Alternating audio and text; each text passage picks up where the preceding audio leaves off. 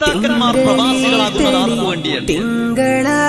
കല്യാണമൊക്കെ കഴിഞ്ഞ് 25 വയസ്സിൽ പിന്നെ തിരിച്ചു വരുന്ന ഒരു 19 വയസ്സുണ്ടാവും. അവിടെ വരുമ്പോ വലിയ തിരക്കുണ്ടാവില്ല. നാട്ടിൽ ഒരു ജോലിക്കിറക്കുന്നുണ്ട്, പിന്നെ അയാൾക്ക് മറ്റേ വയസ്സായി. അപ്പൊ ഇത്രയും പ്രധാനപ്പെട്ട ഒരു കാലം പ്രവാസിയാകുന്നത് കുടുംബത്തിന് വേണ്ടിയാണ്, മക്കൾക്ക് വേണ്ടിയാണ്. അവരിവിടെ പലപ്പോഴും നിൽക്കാൻ വേണ്ടി പല ആളുകളും ശ്രമിച്ചിട്ടുണ്ട്. പ്രവാസികളായ പല ആളുകളും നാട്ടിലേക്ക് വരും.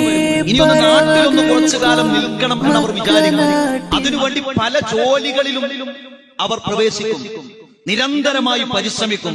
കുറച്ചു കാലം ഏതെങ്കിലും ഒരു കടയിൽ പോയി നിൽക്കും, അതല്ലെങ്കിൽ കുറച്ചു കാലം ഒന്ന് ഓട്ടോറിക്ഷ ഓടിയിട്ടൊന്ന് ജീവിക്കാന്ന് വിചാരിക്കും, അതല്ലെങ്കിൽ കുറച്ചു കാലം ഒന്ന് ഫ്രൂട്ട്സ് വണ്ടിയിൽ പോയി ആളുകൾക്കൊക്കെ അങ്ങനെ വിചാരിക്കും. അപ്പൊ പിന്നെ മനസ്സിലാക്കുകയാണ് ഇതുകൊണ്ടൊന്നും ഇവിടെ ഒപ്പിച്ചു പോകാൻ കഴിയില്ല എന്ന് പറയുമ്പോ പിന്നെ ഇയാൾ ഇവിടുന്ന് പോകുകയാണ്. ആർക്ക് വേണ്ടിയാ പോണേ?